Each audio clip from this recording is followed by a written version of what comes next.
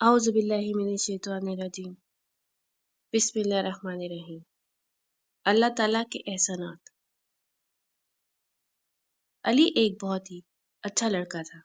سب گھر والے اس سے بہت محبت کرتے تھے۔ علی بھی اپنے بہن بھائیوں اور امی ابو سے بہت محبت کرتا تھا۔ وہ امی ابو کی خدمت کرتا، کام کاج میں ان کا ہاتھ بٹاتا اور چھوٹے بہن بھائیوں کی پڑھائی میں مدد کرتا۔ علی 5 وقت کی نماز پابندی سے مسجد جا کر جماعت کے ساتھ پڑھتا تھا۔ ایک دن علی فجر کی نماز پڑھ کر گھر آیا اور کسی سے بات چیت کی بغیر اپنے کمرے میں چلا گیا۔ علی کی امی نے اس سے پوچھا، کیا بات ہے علی، تم اسکول نہیں جا رہے؟ علی نے کہا، نہیں امی، آج میں اسکول نہیں جاؤں گا۔ میرے سب دوست میرے پھٹے ہوئے جوتے دیکھ کر میرا مذاق اڑاتے ہیں۔ آپ ابو سے کہیں نا کہ وہ میرے لیے نئے جوتے لے آئے۔ علی کے ابو غریب آدمی تھے۔ وہ ایک جگہ نوکری کرتے تھے اور وہاں سے ملنے والی تنخواہ سے گزارا مشکل سے ہو رہا تھا۔ علی کی زبان سے اس قسم کی بات سن کر وہ پریشان ہو گئے۔ انہوں نے اپنی بیوی سے کہا کہ 2 رکعت نماز صلاۃ الحاجت پڑھ کر اللہ سے مدد مانگو کہ یا تو وہ اس کے جوتوں کا انتظام کر دے یا علی کو صحیح سمجھ دے دے۔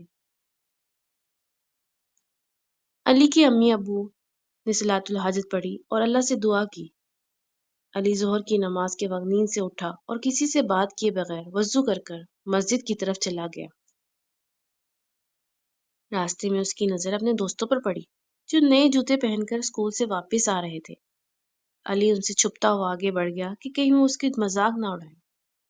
اچانک علی کی نظر ایک لڑکے پہ پڑی جو ویل چیئر پر جا رہا تھا۔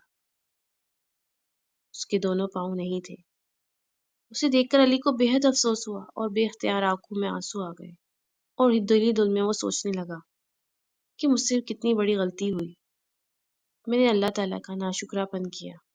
اللہ نے مجھے اتنے احسانات دیے ہیں، مجھے تندرست بنائے ہیں، دونوں پاؤں عطا فرمائے ہیں، میں بغیر بیساکھیوں کے چل سکتا ہوں، لیکن پھر بھی اللہ کا شکر نہیں کرتا۔